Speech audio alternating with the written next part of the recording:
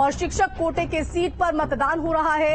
MLC की 5 सीटों के लिए 39 जिलों में वोटिंग। तो 5 सीटों पर शाम 4 बजे तक वोट जो है वो डाले जाएंगे। शिक्षक कोटे की 2, ग्रेजुएट कोटे की 3 सीट पर वोटिंग हो रही है। तो ये 5 तस्वीरें आपके अलग अलग जगहों पर हम दिखा रहे हैं, महोबा, उन्नाव, कानपुर, गोरखपुर, झांसी, जहां पर किस तरह से मतदाता अपने मत का इस्तेमाल करते हुए नजर आ रहे। तो एमएलसी चुनाव के नतीजे जो हैं 2 फरवरी को आएंगे।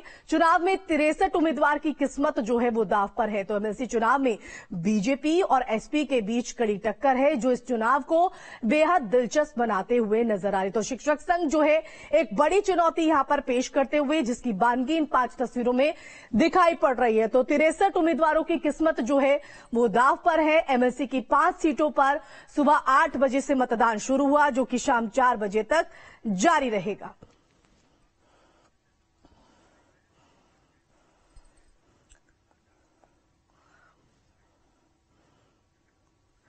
तो गोरखपुर से हमारे संवाददाता दीपक, लखनऊ से आदर्श और साथ ही साथ हमारे साथ आगरा से विनीत हमारे साथ जुड़ गए हैं। सबसे पहले दीपक, आपका रुख करना चाहेंगे क्योंकि ये जो मुकाबला है बेहद दिलचस्प होते हुए। दीपक, आपका रुख करना चाहेंगे, क्या अपडेट है इस चुनावी रण को लेकर, मतदान को लेकर?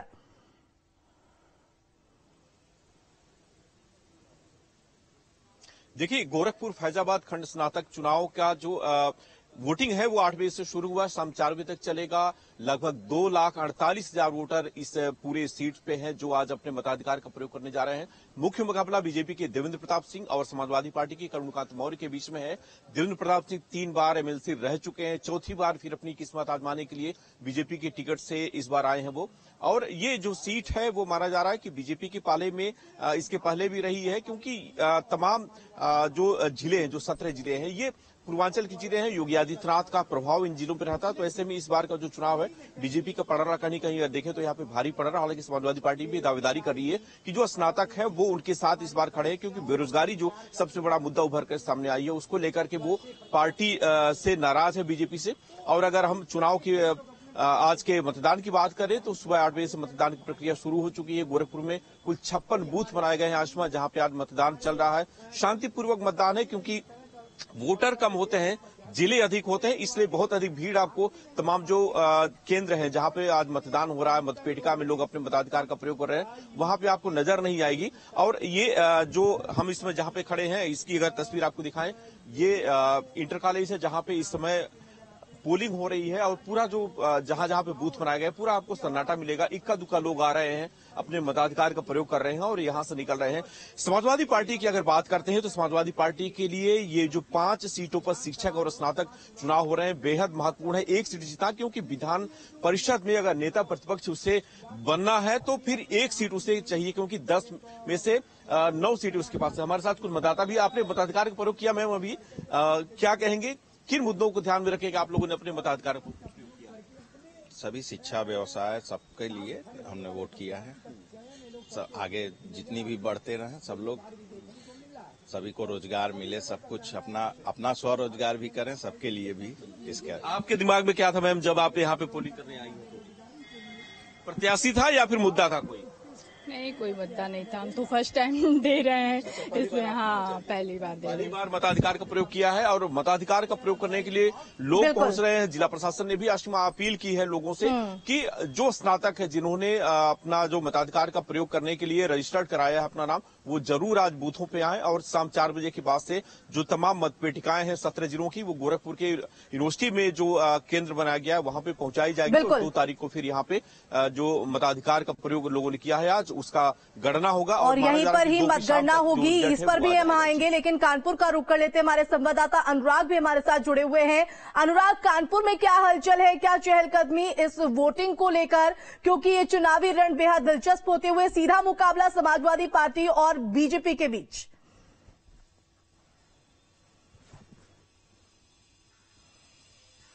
बिल्कुल, इसमें कोई दो राय नहीं है। और इस बार कानपुर की अगर हम बात करें तो इसलिए भी रोचक मुकाबला है क्योंकि अगर स्नातक एमएलसी की सीट की देखें तो उस पर तो बीजेपी ने अपने प्रत्याशी पहले भी उतारे हैं। जो उनके निवर्तमान एमएलसी थे अरुण पाठक, वो इस बार भी उनके प्रत्याशी हैं। लेकिन अगर शिक्षक एमएलसी की बात करें तो पहली बार बीजेपी ने अपना प्रत्याशी को चुनावी मैदान में उतारा है। इसके साथ ही साथ समाजवादी पार्टी ने भी इस सीट के लिए पहली बार अपने प्रत्याशी उतारे हैं क्योंकि इस सीट पर हमेशा से ही जो शिक्षक संगठन है वो अपने प्रत्याशी उतारा करते थे और उन्हीं में से हार जीत तय होती थी। लेकिन इस बार जिस तरह से बीजेपी ने अपना प्रत्याशी शिक्षक एमएलसी के लिए भी उतारा, उसके बाद से लगातार जो डिप्टी सीएम हो चाहे बड़े बड़े मंत्री हो, वो लगातार अपनी पूरी ताकत झोंक दी है। क्योंकि अगर हम बीजेपी की बात करें तो हमेशा से ये देखने में आया है कि चाहे चुनाव लोकसभा का हो, विधानसभा का हो या फिर एमएलसी का हो, बीजेपी कहीं पे भी उसको हल्के में नहीं लेती है, हमेशा से अपनी पूरी ताकत झोंक के काम करती है। और इस वजह से इस बार भी उनकी कहीं ना कहीं प्रतिष्ठा दांव पे लगी हुई है क्योंकि पहली बार प्रत्याशी उतर रहा है। तो ये देखने वाली बात होगी कि वो प्रत्याशी को जीत हासिल कराने में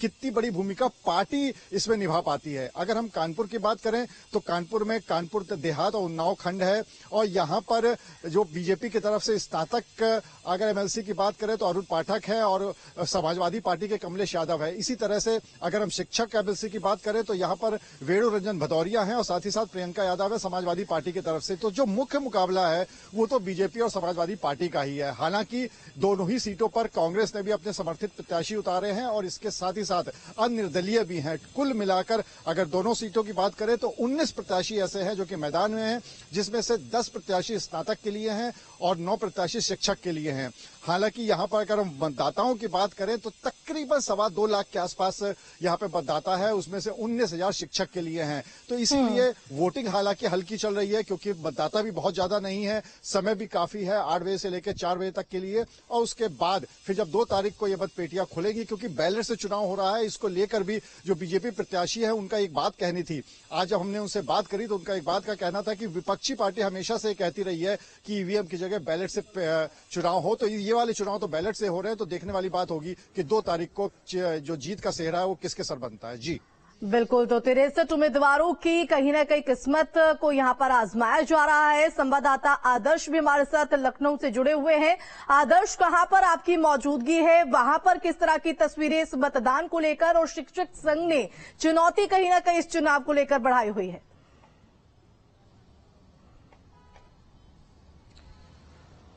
देखिए, बिल्कुल मैं लखनऊ में मौजूद हूं और इस वक्त अगर हम बात करें तो चुनाव शुरू हो चुके हैं। जैसा कि हमारे दोनों सहयोगी गोरखपुर और कानपुर से बताया कि इस बार का चुनाव बीजेपी पूरी ताकत के साथ लड़ रही है। इससे पहले उन्होंने शिक्षक के चुनाव में कभी भी अपने उम्मीदवार नहीं उतारे हैं और इस बार उन्होंने जो उम्मीदवार उतारे हैं। इस वक्त अगर हम स्ट्रेंथ की बात करें कि 100 विधान परिषद की इस विधानसभा में करीब 81 एमएलसी जो है वो बीजेपी के पास में है, 9 एमएलसी जो है वो समाजवादी पार्टी के पास में है। और ऐसे में इस 5 सीट में से कम 1 सीट जीतना समाजवादी पार्टी के लिए बहुत जरूरी है। और ऐसा इसलिए मैं कह रहा हूं क्योंकि 10 सीट के बिना वो विधान परिषद में नेता विरोधी दल अपना नहीं चुन सकते हैं, नहीं बना सकते हैं। और इस वजह से समाजवादी पार्टी की पूरी कोशिश ये होगी कि कम से कम 1 सीट वो इस चुनाव में मिनिमम जीत कराएं, जिससे वो अपना नेता विरोधी दल विधान परिषद में बना सके। 81 सीटें बीजेपी के पास में, 36 सीटें जो है वो विधायक और जो दूसरे नेता है वो चुनते हैं। और इसी तरीके से अलग अलग सीटों का बाइफर्केशन किया गया है। माना जा रहा है कि इस बार का चुनाव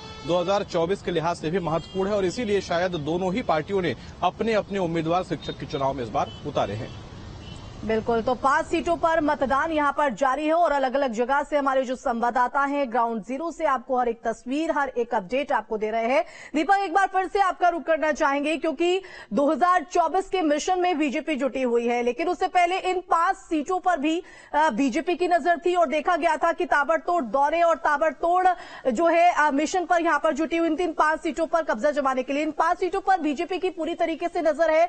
जैसा कि आपने शुरुआत में बताया कि 3 सीटों पर पहले ही बीजेपी का कब्जा यहां पर रहा है और अब 2 अगर खंड शिक्षकों की बात करें तो पहली बार वहां पर बीजेपी अपना जो उम्मीदवार है वो खड़ा कर रही है और चुनावी मैदान में है। तो कहीं ना कहीं चुनौती जरूर बीजेपी के लिए।